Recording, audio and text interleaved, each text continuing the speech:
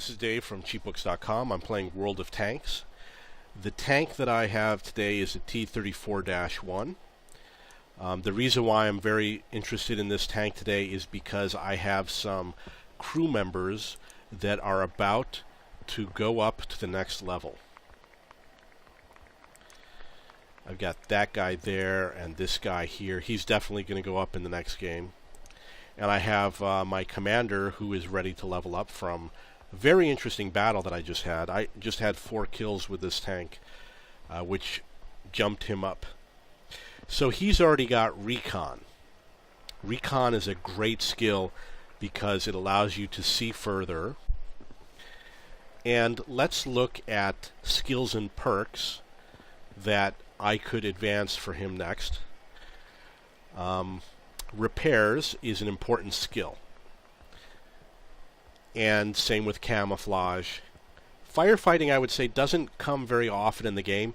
In almost every game you might need repairs. For example, if you have a track that becomes damaged, you might want it to be repaired more quickly.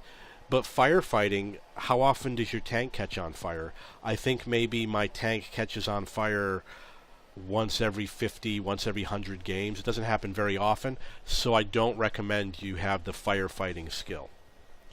There's another one called Brothers in Arms, but I think this is the one that everyone has to have it. Everyone has to have Brothers in Arms, and a lot of people use this as their last skill, like their 5th skill. I think there's a limit to 5 skills.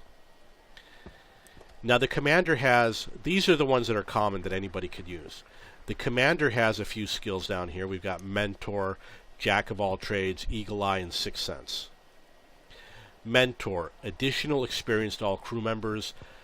This is good because it will always be used. When you have this, it will always be giving additional experience to all your crew members. However, ideally you want to use it when you have a lot of crew members. If you only had 2 crew members, I think my ELC AMX probably only has 2 crew members, it might not be as important or as valuable. Jack of all trades. If a crew member becomes injured, the commander will take over as if the crew member had not been injured. But the question is, how often does your crew member become injured? I don't think it happens that often. If it happens once every 10 games, which would you rather have? Would you rather have a skill like Mentor, which is always active, or something that you might use occasionally? I would say go for the skills that are always active. You'll always know that you're using it, especially if you don't play the tank a lot. I only play this tank once or twice a day, and that's it. It's not a tank I plan on playing a lot, so I think the Jack of all trades is something I wouldn't get right now. Eagle Eye enables the commander to identify critically damaged modules. The Eagle Eye means that what you do is you highlight the tank and you wait for a period, the evaluation period, let's say it takes 2 seconds, and it will tell you if some of the modules on the enemy tank have been damaged. It can be useful. It's nice to know if the enemy has a slow reload time, or if the turret's stuck. Well, that you could see anyway. But for the most part, I think that this is the absolute worst skill in the game. And I would say you should probably never get it. There are people that have it, and I've seen it demonstrated. I've seen it being used. It's extremely impractical, and with all the problems with the delay, you have to wait 2 seconds for the evaluation. In the heat of battle, I don't think it's useful. You want to hit your enemy with shells. You don't want to evaluate. Let's say, for example, the enemy tank has a long reload time. That I would like to know. But pretty much everything else really doesn't matter. I mean, you could find out if his engine's running slow. Is that important to you? When is in the game do you say, well, I have an advantage because I know I'm a little faster than him? I mean, it's not really that useful. I think you should skip the Eagle Eye. And you're going to find that very few people have it. Very few people know what it is. Search on YouTube and you'll see examples. I don't have it for any of my guys, I hope. If I do, I'll get rid of it. Sixth sense is very important. It's only the commander can have sixth sense. First of all, it tells you if you've been spotted by the enemy. If you've been spotted, there's a delay of about a second or two, and it tells you if you've been spotted, and you can run away and hide and unspot yourself. So it's very useful. Most people use it on all of their tanks. I use it on almost every tank, especially if it's a higher tier tank, and especially if it's a tank that I've invested a lot in. This particular tank is a tier 7, but I'm not that crazy about putting a lot of investment into this tank because I would never fight a clan war with this tank. You know, it's more of a tank that is I'm playing it in order to get to a better tank in the future. It's important, but I don't think I need it right now, and I'm not going to get it. So I've got Recon. Lets me see further. It's great. I would pick Camouflage number 2 because it hides me. The big advantage in this game is being able to see the enemy before they can see you and being able to hide from them. A bigger advantage is being able to shoot at the enemy when they can't see you. If you can shoot at an enemy that can't see you, you have a huge advantage in the game, and that's why you need Recon and Camouflage. Everything else is great, but these are the two big ones in the game that you really should go for. There's also the radio operator has a skill that's like Recon that allows you to see further that I also recommend. So I'm going to go with Camouflage, and I'm going to select it right now. And it's going to advance pretty quickly because it doesn't advance in a linear manner. It advances in a logarithmic manner. So if I play a couple games, he's going to go up to 25% real fast. Once you get to 50%, it's going to start slowing down a lot. Okay, so he's all set for that. I'm sure you know this. Training level 100%. He has to be at 100% before these skills and perks start increasing as well. So I usually pay the 200 gold to get him up to 100%. If you really like the game, I mean, 200 gold is about $1 in cash. It's probably a little bit less. Maybe it's 90 cents. You could probably get deals when they offer a special where you might be able to get it for 75 cents. I think it's $1. I'm not sure, but I think it's around. It would be cost around $1 to train him. And sometimes they offer a special where training is half price, so you can get it for 50 cents. You have to do it every time you upgrade to a different tank, and you have to do it for every crew member. So for this tank, it would cost me $4 to train them without having to do all the playing to play them up. And I usually do it. So I've put a lot of money into the game. It's $4. It's not. It's $1 per guy. It's not that much money. But that's a little bit about the skill.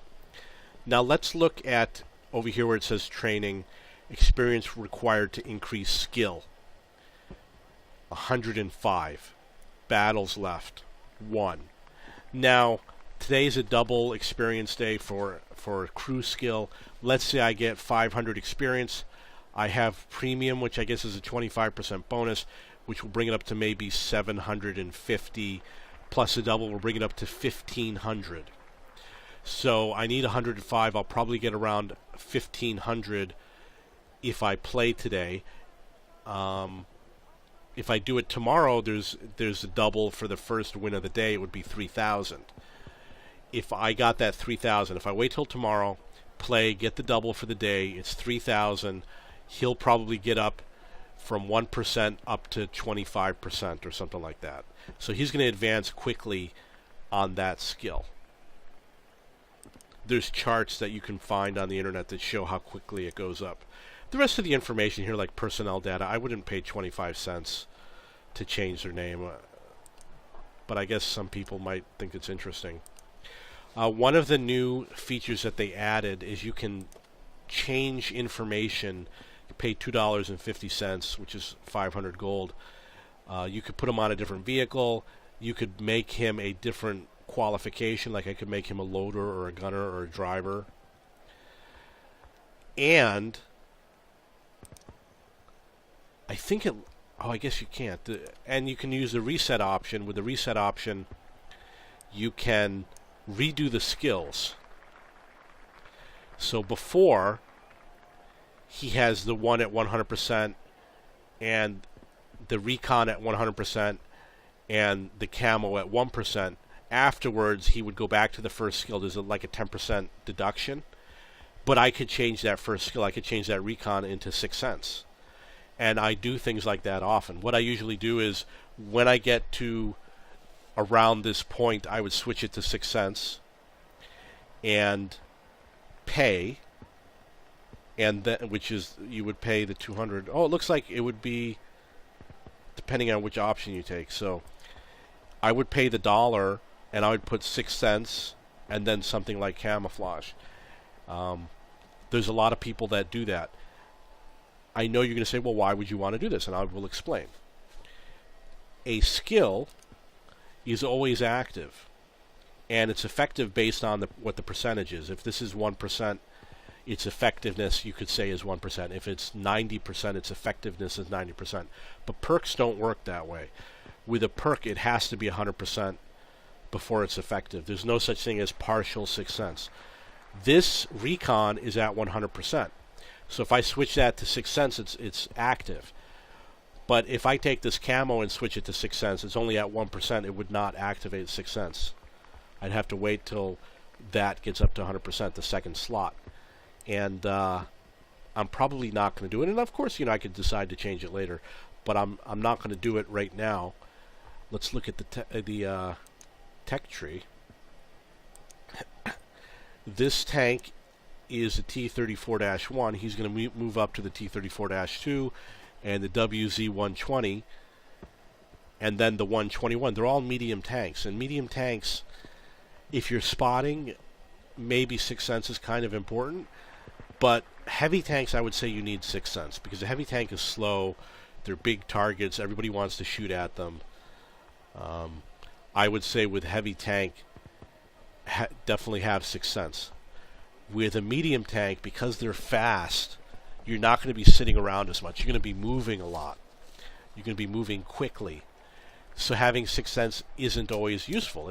Even if it did identify, even if you're driving and you're going really fast and it says, oh, somebody spotted you, yeah, but you're going so fast they can't shoot at you, or you're going to be gone by the time they turn their gun around.